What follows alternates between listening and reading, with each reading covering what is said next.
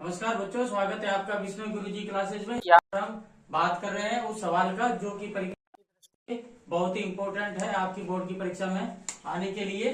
और ये सबसे पहले आपको मैं इसमें बताता हूँ। सिद्ध कीजिए कि स्पर्श रेखा पर खींचा गया लंब वृत्त के केंद्र से होकर जाता है।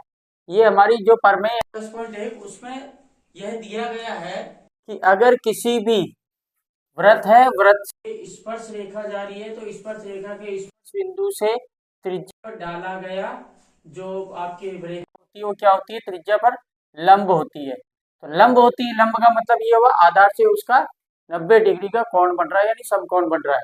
तो यहाँ पर हमें हमेशा क्या होता है, सिद्ध करने वाले जो भी क्वेश्चन होते हैं उसमें हमेशा हमें विरोधाभास लेकर चलना पड़ता है। जैसा कि हम ठीक है, हमने माना यहाँ पे देखो लैंग्वेज बहुत ही ज्यादा इंपॉर्टेंट है। हमने माना कि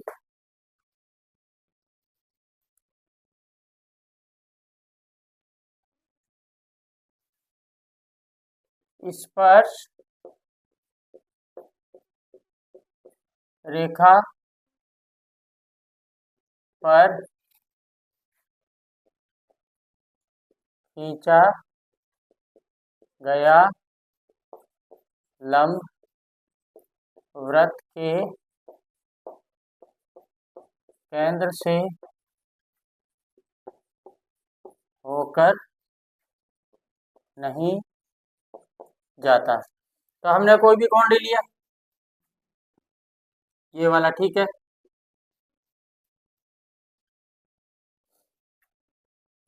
चित्रानुसार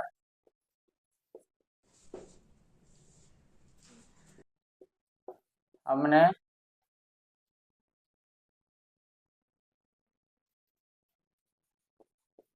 लंब क्यूपी लिया किस पर, AB पर।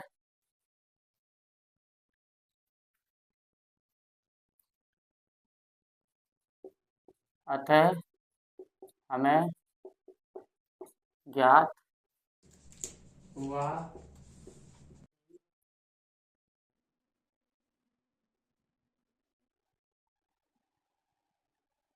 QP जो है आपके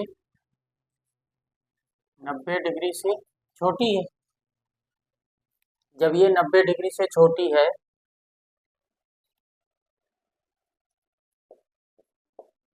अतः प्रमेय 10.1 से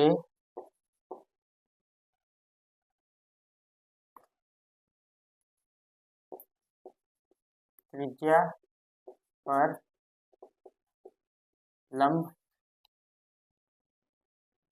90 डिग्री होना चाहिए।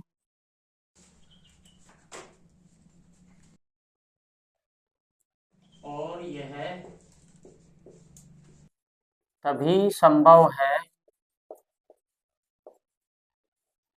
जब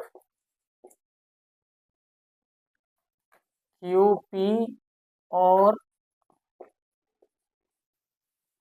OP संपाती हो, यानी एक दूसरे के ऊपर से जाए। लेकिन ऊपर से तो ये जा नहीं रही, इसका मतलब ये कोण भी नहीं बन रहा। अतः हमारी कल्पना गलत साबित हुई।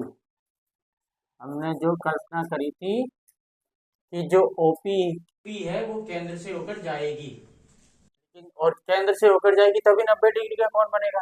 लेकिन ये 90 डिग्री का कोण नहीं बना रहा, 90 डिग्री से कम कोण बना रहा है। अगर आप इसी तरीके से अगर आप ये लेते हो, आप इधर कोई पॉइंट लेते हो और इधर से आप कहते हो कि भैया ये है, तो आप ये ले लेना कि भैया 90 से ये ज्यादा का जो है कोण बना रही है। इसलिए जबकि हमें प्रमेय द्वारा यह बताया गया है कि जो भी लंब जाएगा वो त्रिज्या पर लंब होगा, वो 90 डिग्री का कोण बनाता है। लेकिन यहाँ पर ये 90 डिग्री से ज्यादा बना रहा है। इसका मतलब यह है केंद्र से होकर नहीं जा रही। ठीक है, इसी प्रकार से आपको इसी प्रॉपर वे से परिभाषा लिखते हुए इसको परिभाषित करना पड़ेगा। ठीक है, तो अतः